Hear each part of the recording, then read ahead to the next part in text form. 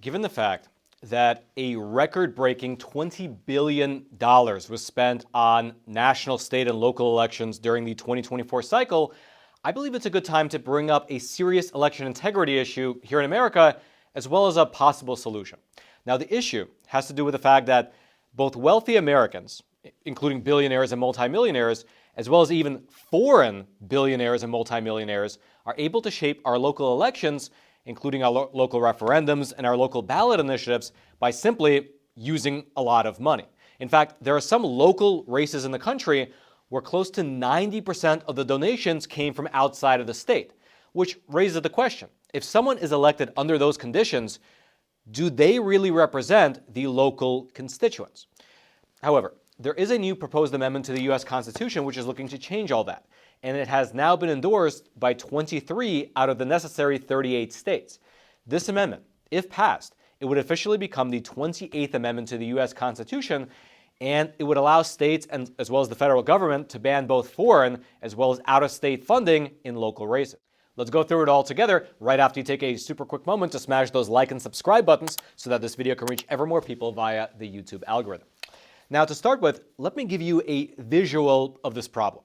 The recent state Supreme Court race over in the state of Wisconsin, it was quite notable by the sheer amount of money that was poured into it. Specifically, over $100 million was poured into this statewide race, with the bulk of the money coming from outside of the state of Wisconsin. Here's the Associated Press reporting on it. Quote, "Spending by billionaires, including Elon Musk and George Soros, has helped to push total spending on the Wisconsin Supreme Court race that was won by the Democratic-backed candidate over $100 million. For perspective, the $100 million spent on this race is roughly the same as was spent on 68 Supreme Court elections across 26 states in 2021 and 2022 combined." Now, the reason that such a large amount of money was poured into this particular race is not exactly a mystery. The election was determining who would be the newest justice on the state Supreme Court, and because of the court's current makeup, that election was also determining the ideological control of the court, whether it would be a liberal or a conservative majority. Now, Wisconsin is, of course, a battleground state, and therefore many individuals with deep pockets outside of the state of Wisconsin had an interest in who would win. Elon Musk, he became the emblem of this general phenomena when he was literally giving out million-dollar huge checks on stage days before the election. However, this election in Wisconsin is not an isolated case. It is just the most recent example of outside money influencing local races, which has been a quirk of the American election system for quite a while now. For instance, you might look at our political system and you might naturally assume that a senator from the state of Montana represents the people in the state of Montana. That would, of course, be a natural assumption. I mean, the senator from Montana is in the federal Congress representing the interests of his or her local constituency. They were voted into office by the people living in Montana, and therefore they, in theory, represent those people. However, what if the money that was used to elect that particular representative came from largely outside of the state? In that case, is it still accurate to say that they are in Congress due to the will of their local constituents? Or is it that their platform happened to align with wealthy individuals from across the country that were willing to bankroll his local campaign and blow the competition out of the water? And what I'm talking about is not theoretical. Take a look at this data here that was collected by OpenSecrets.org. It breaks down campaign contributions from members of Congress by whether that money came from inside of the state or from out of state. And so when you look at the 2024 election cycle, you'll find that for incumbent House members, approximately 42% of their funding came from outside the borders of their state. That's an average figure. And this issue becomes even more pronounced when we look at incumbent senators. In 2024, incumbent senators took in a median 62% of their campaign finances from outside of the borders of the state that they actually represent. And that figure, by the way, is just the median number. There are some specific examples that are really pronounced, such as Jack Rosen over in the state of Nevada at 91%. Also, when you look at the names on that list, it's clear that this is not a partisan issue. There are both Democrats as well as Republicans receiving large sums of money from people other than the ones who are voting for them. This is a real system-wide issue. And also, it appears to be a growing trend If you look back to the 2020 election cycle, among House incumbents, only 36% of their money, on average, was coming from outside of the state. But now it's 42%, which is a 6% increase across just 4 years. Now, there are two trains of thought when looking at this issue. The first perspective, which is positive, is that this is not a problem. This is actually free speech. We are a free country, and therefore we can contribute to any campaign that we want, no matter where in the country it's being held. The other perspective, however, is a bit more negative, and it says that these campaign contributions hijack the will of the people. Because let's say you are a conservative candidate running for office in an area that's slightly right of center politically. And so perhaps very technically, you would be the best representative for the will of the people in that local area. However, your opponent in that race, they begin to receive major campaign contributions from organizations funded by progressive billionaires from across the country. And then suddenly, your opponent is able to outspend you on advertising by a factor of 10 to 1, meaning that their name recognition goes through the roof, voters feel a lot more familiar with them, and they ultimately win the vote. And of course, this scenario can happen both in a general election as well as a primary election, meaning that these big money donors, they can control not only who gets on the ballot, but then potentially who wins the ballot. And so in this scenario, does the elected official who won the race represent the true will of the people? Does he or she represent the actual constituents that they were elected by? Or do they just happen to align ideologically with deep-pocketed individuals from outside of the state who are able to funnel money into the local race? And this goes in both directions, of course. I use the example of progressive billionaires, but Elon Musk, Tim Mellon, the Koch brothers, and so on, they do the same thing on the right. It's the way the system is set up. However, this issue is even further confounded by a second point, which is the fact that in some races, these donors are not only out of state, but also they're out of country, meaning that the donors are not Americans. Rather, they are foreign nationals from outside of the United States. Now, you might be asking yourself, how could that even be? And the answer is, unfortunately, too simple. All right, just to pause here for a super quick moment. Listen, it's obvious that the financial system is not looking too great.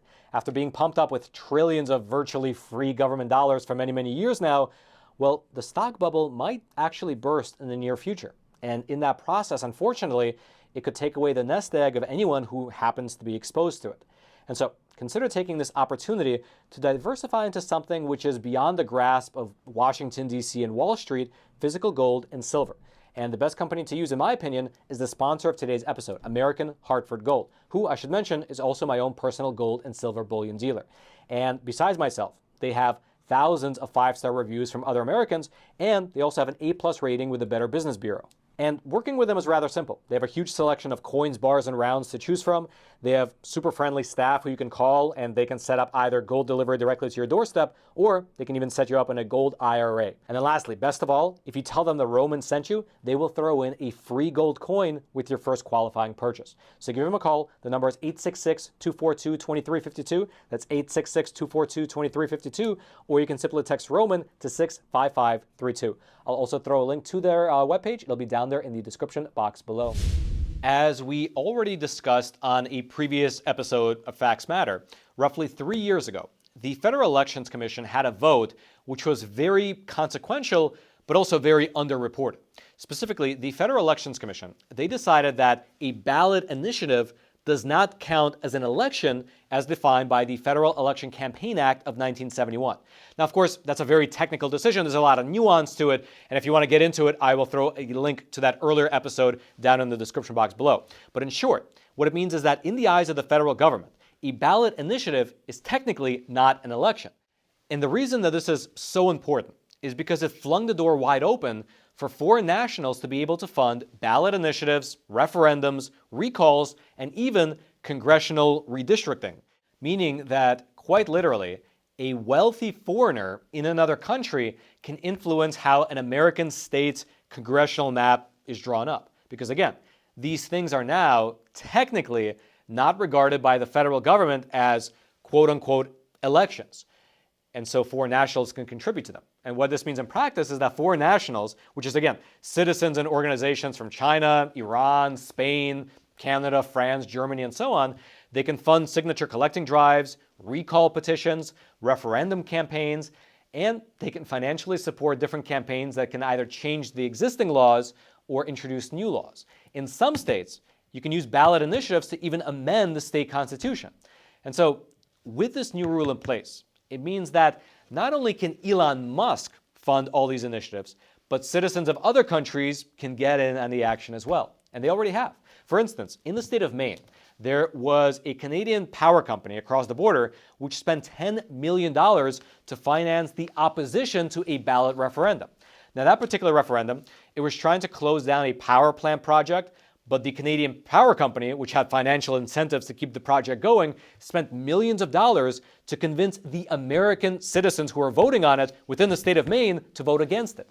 And this is where things got interesting, because the Maine legislature, which was controlled by Democrats at the time, was not happy about that. They were not thrilled with having a foreign Canadian company pouring millions of dollars into their local referendum election. And so they voted and passed a bipartisan bill to ban foreign funding of their local elections. However, that piece of legislation, when it reached the desk of Ms. Janet Mills, the governor of Maine, who also is a Democrat, she vetoed it. She killed the bill, and this was her reasoning. Quote, "Entities with direct foreign investment employ thousands of Mainers.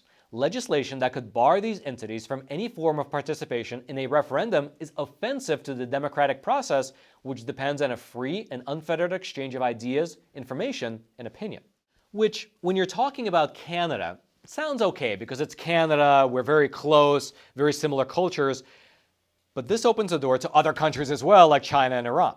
And so amidst the backdrop of out-of-state as well as out-of-country funding of America's elections, a new amendment to the U.S. Constitution is, you can say, roaring across the country, and it has now been endorsed by 23 out of the necessary 38 states. This amendment, once passed, would become the 28th Amendment to the U.S. Constitution, and it would allow the banning of both foreign as well as out-of-state funding in local races. Now, the organization pushing for this amendment to actually come to pass is called American Promise. You can see their website up on your screen. And interestingly, on their website, they have an endorsement for this amendment from none other than the U.S. 39th President, Mr. Jimmy Carter.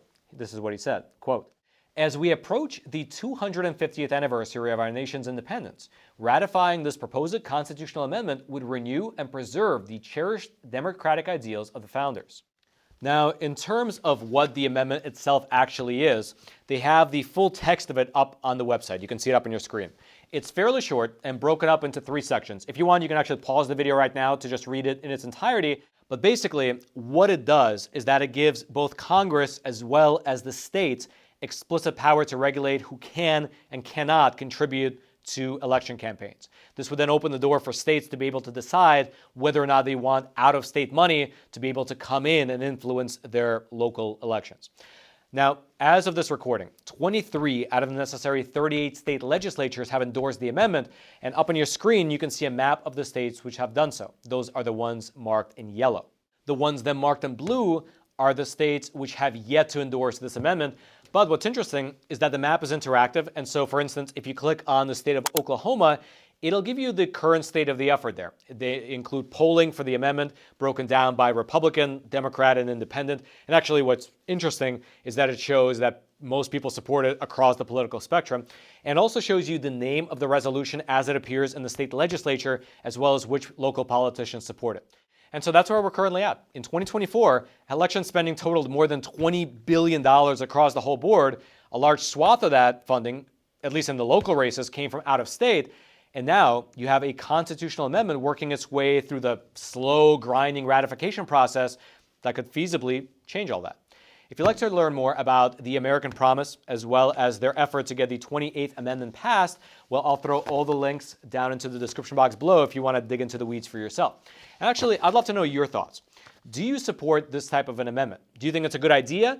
Or do you believe that in the context of elections, giving people money is a form of free speech and should not be curtailed regardless of how local a race happens to be?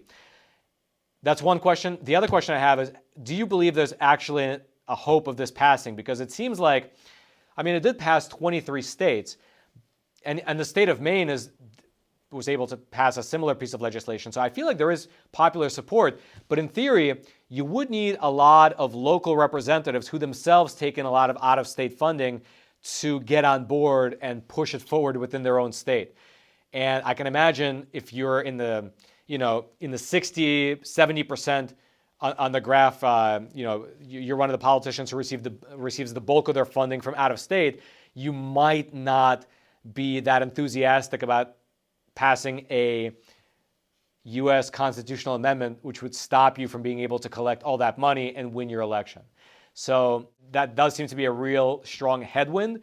But given the fact that there's such an across-the-board consensus almost that this is a positive thing, that's a tailwind. So it would be interesting to see if it passes. There are a lot of amendments right now going through the ratification process, kind of vying for that number 28 spot. This is one of the ones that I believe has the most support. However, I will mention that I actually interviewed, I believe he is, if not the top guy, he's a board member on the American Promise, the organization pushing this forward.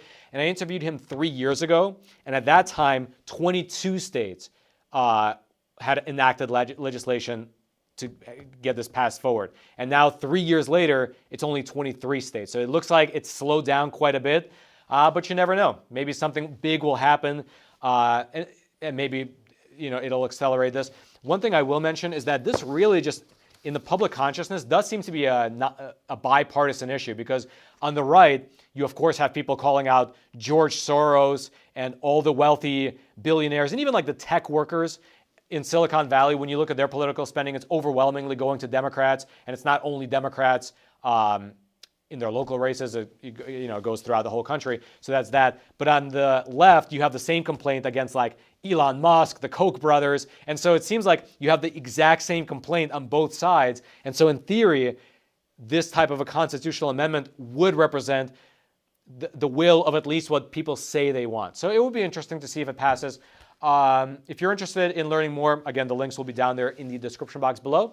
And then until next time, I'm your host, Roman from the Epoch Times. Stay informed, and most importantly, stay free.